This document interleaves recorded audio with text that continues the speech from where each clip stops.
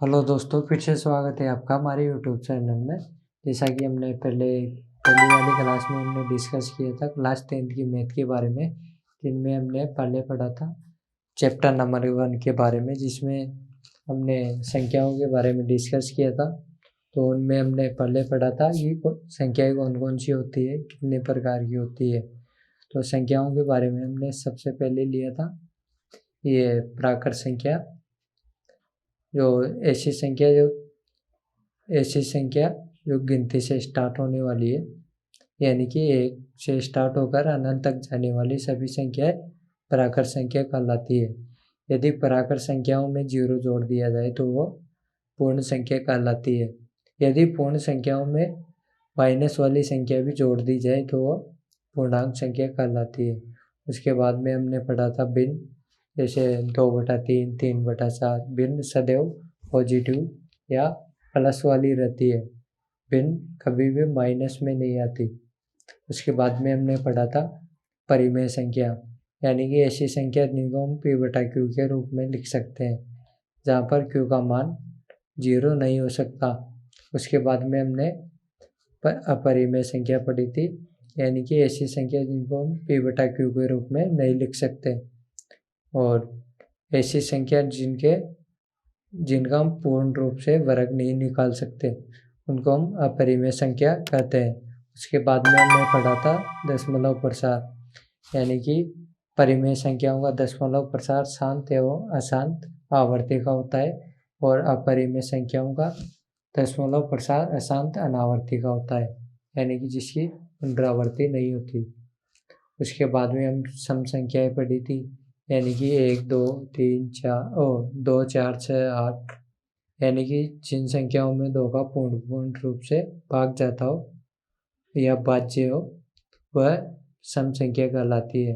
अभाज्य संख्या ऐसी संख्या है जिनमें 2 का पूर्ण रूप से जो संख्याएं 2 से पूर्ण रूप से भाज्य नहीं हो, उनको हम अभाज्य संख्या बोलते हैं। उसके बाद में हमने सहभाज्य संख्या आदि कई संख्याओं के बारे में डिस्कस किया था।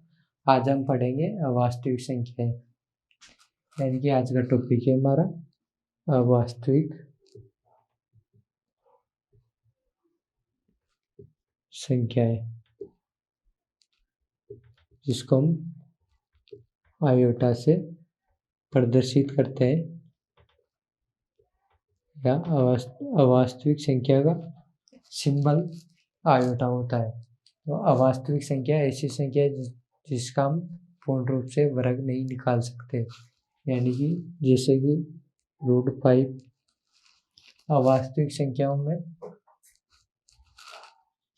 कभी भी प्लस पॉजिटिव वाली संख्या नहीं आ सकती, तो यहाँ पर हो जाएगा -5, √-5।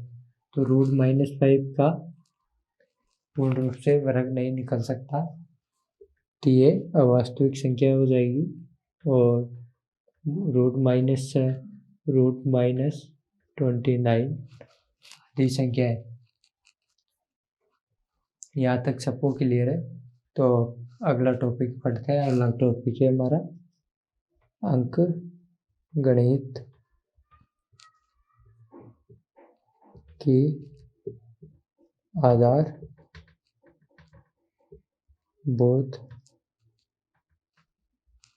प्रमेय।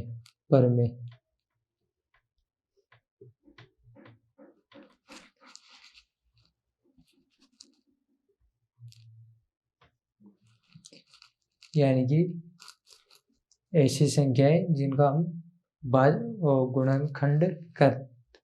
गुणनखंड करते ही जाएंगे तब तक अभाज्य संख्या प्राप्त नहीं होती। तो ऐसी संख्याओं को हम, इस विधि को हम अंकगणित की आधारभूत प्रमेय कहते हैं। जैसे कि कोई संख्या है 6, तो 6 की हम गुणनखंड करेंगे तो इसका हो जाएगा 2 × 3। तो यहाँ पे 3 अभाज्य गुणनखंड आ गया, यानी कि 3 के बाद में इसकी कोई अभाज्य गुणनखंड नहीं होंगे। तो यही विधि हमारी अंकगणित की आधारभूत प्रमेय कहलाती है। इसके अलावा हमने दूसरी और संख्या ले ली 20। तो 20 के गुणनखंड होते हैं 2 × 5 और 5 यहाँ पे अभाज्य संख्या है। इसके बाद इसका कोई गुणनखंड नहीं होगा। और आपने पहले भी पढ़ा होगा बीजगणित,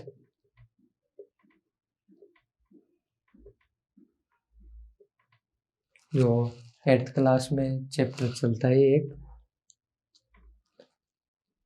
इसमें पढ़ा होगा कि संख्याओं को आप शाखा के रूप में तोड़ते हैं। तो बीजगणित में आपने पढ़ा होगा कि संख्याओं को आप शाखाओं के रूप में तोड़ते हैं। जैसे कि 4x² है हमारा, इसको हम शाखा के रूप में तोड़ेंगे तो यहाँ पर 2x × 2x, यानी कि 4x² को हम तोड़ेंगे तो 2x × 2x का मल्टीप्लिकेशन। अगला है हमारा, इससे जुड़े हुए और उदाहरण देख लेते हैं। और उदाहरण हमारा 256, यानी कि 256 के हम गुणनखंड करेंगे। 256 2 × 2 का 2, 2 का 1, इसमें 4, इसमें 8, इसमें 2, फिर 2 6 4 3 2 16 8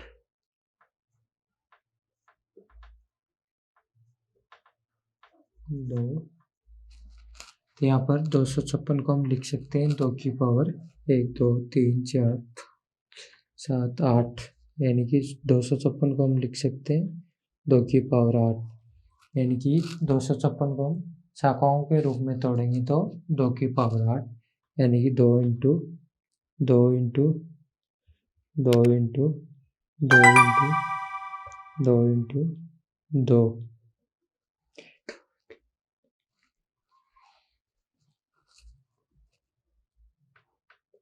2। यहाँ तक आपको समझ में आया होगा। तो अब अगला उदाहरण देखते हैं।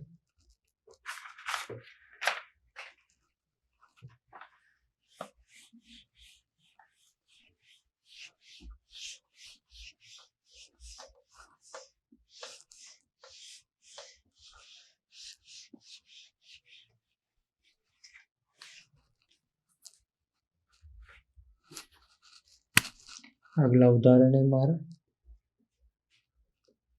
4 की संख्या 4 की पावर n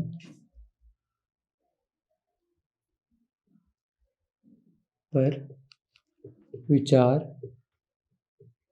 कीजिए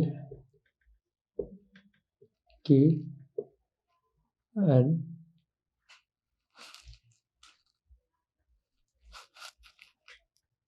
विचार कीजिए जहाँ n एक प्राकृत संख्या है।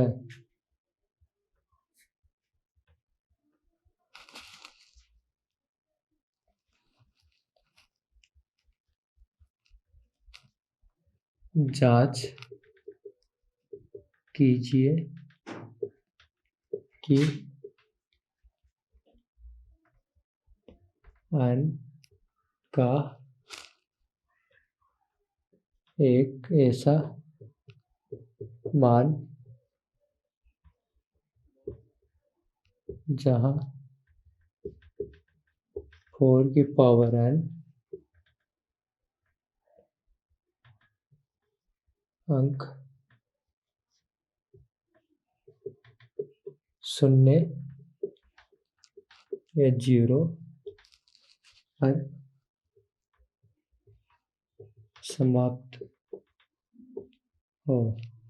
यहाँ पर उदाहरण की संख्या 4 की पावर n पर विचार कीजिए, जहाँ n एक प्राकृत संख्या है। जांच कीजिए कि n का एक ऐसा मान जहाँ 4 की पावर n अंक 0 पर समाप्त हो। तो यहाँ पर हो जाएगा 4 की पावर n संख्या है और n एक प्राकृत संख्या है।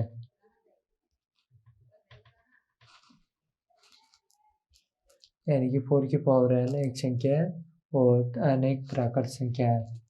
और n हम यहाँ पे कोई भी संख्या रख सकते हैं जो प्राकृत हो, जैसे 1 भी रख सकते हैं, 2 भी रख सकते हैं, 3 भी रख सकते हैं, 4 भी रख सकते हैं।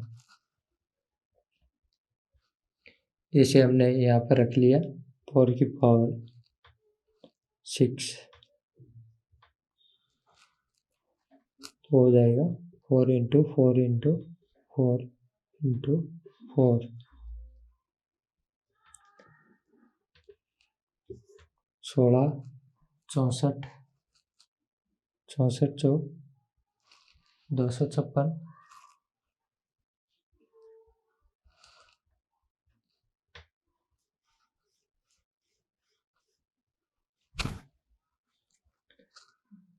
यहाँ पर हम ले लेते हैं 4 की पावर 2। 4 की पावर 2 का मान होता है 4 इंटू 4 यानी कि 16। यदि हम यहाँ पर 2 की जगह 4 की पावर 5 ले लेते हैं, तो यहाँ पर हो जाएगा 4 इंटू 4 इंटू 4 इंटू 4 इंटू 4। यहाँ पर इसका मान आ जाएगा 16, 16 चौक 64, 64 चौक 256, 256 मल्टीप्लाई करेंगे 4 से, 6 चौका 24, 2 और 5 को मल्टीप्लाई करेंगे 4 से 22, 4 को 2 से 8, 1024 आ गया।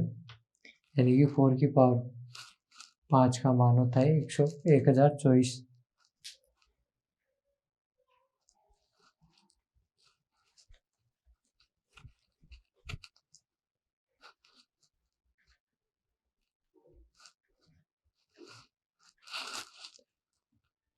अब यहाँ पर हम देखते हैं जहाँ n एक प्राकृत संख्या है, जांच कीजिए कि n का मान एक ऐसा मान जहाँ 4 की पावर n 0 पर समाप्त हो। यानी कि 4 की पावर n 0 पर समाप्त होगी, तो वह 5 से भाज्य होगी। यानी कि 4 का मान यदि हम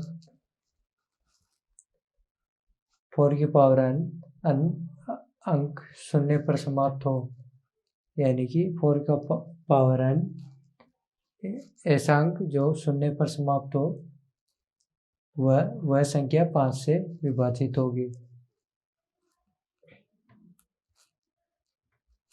अर्थात 5 अभाज्य संख्या आएगी।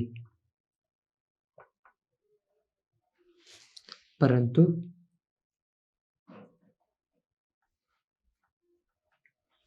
फोर की पावर n के गुणनखंड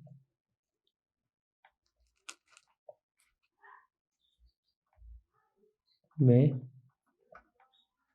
2 अभाज्य संख्या आएगी।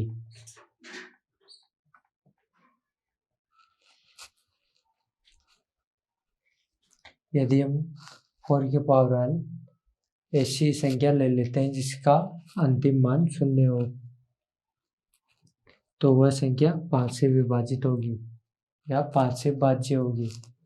तो हमने पिछली कक्षाओं में पढ़ा था विभाजिता का नियम। तो शून्य पर समाप्त होने वाली वह सभी संख्याएं जो 5 से विभाजित होगी।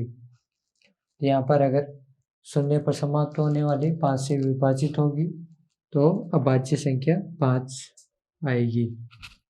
और 4 की पावर n के गुणनखंड में 2 सबसे छोटी अभाज्य संख्या आएगी, यानी कि 4 की पावर n के गुणनखंड करने पर 5 अभाज्य संख्या नहीं आएगी, सबसे छोटी संख्या आएगी वह 2।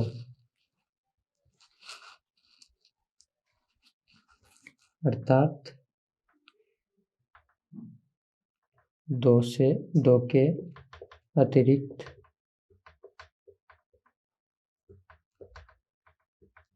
अन्य कोई भी अभाज्य संख्या नहीं आएगी।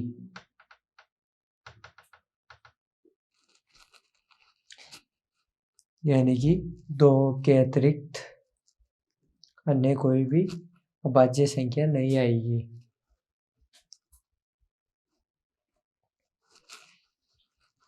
इसलिए n ऐसी कोई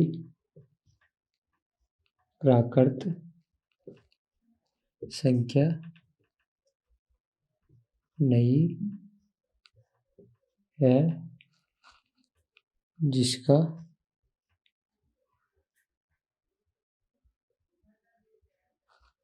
मान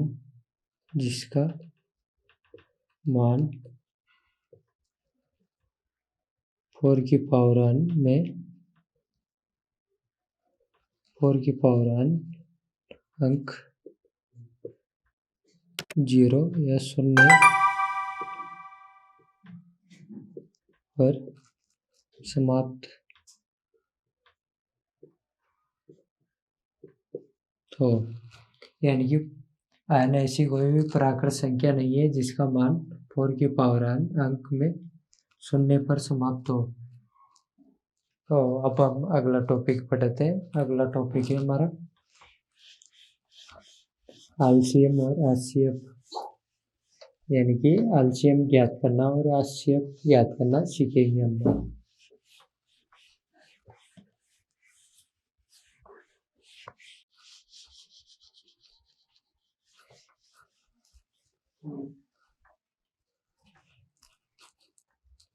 अगला है हमारा एलसीएम और एचसीएफ,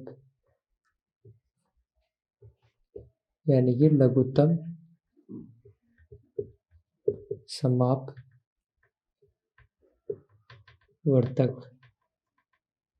और महत्तम समापवर्तक।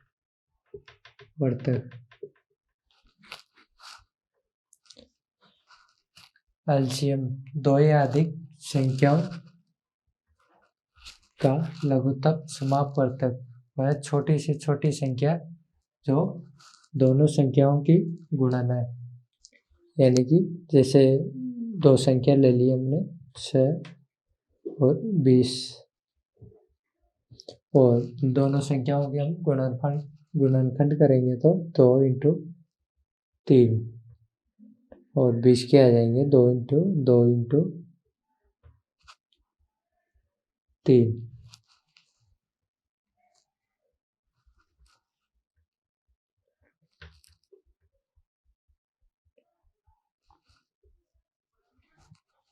दो इंटू 5। तो हम इन दोनों संख्याओं का एलसीएम ज्ञात करेंगे। तो सबसे पहले इनमें जोड़ा बनाने की, तो जोड़ा बन जाएगा हमारा 2 का। तो एलसीएम हो जाएगा हमारा 2, और इसी संख्या का हम HCF ज्ञात करेंगे, यानी कि महत्तम समाप्रत्यय। दो या दो अधिक संख्याओं का महत्तम समाप्रत्यय वह बड़ी से बड़ी संख्या जो दोनों संख्याओं से विभाजित हो, यानी कि HCF हो जाएगा हमारा। जोड़े में से एक संख्या ले लेंगे तो 2 और दोनों की पूरी संख्या ले लेंगे तो यहाँ पर हो जाएगा 2 × 3 × 5, यानी कि इसका HCF आ जाएगा 60।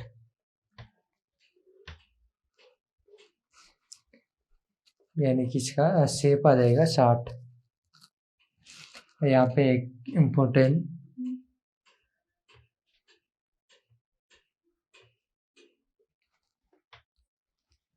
इम्पोर्टेंट सूत्र लिखवा रहा हूँ। यहाँ पे इम्पोर्टेंट संबंध बता रहा हूँ। इम्पोर्टेंट संबंध है हमारा, जैसे कोई भी दो संख्या ले ली, पहली संख्या A और दूसरी संख्या B।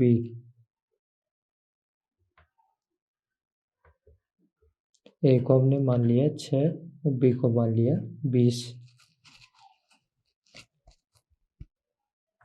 और इनका संबंध है, इन दोनों को मल्टीप्लाई करेंगे तो यहाँ पर हो जाएगा LCM × HCF।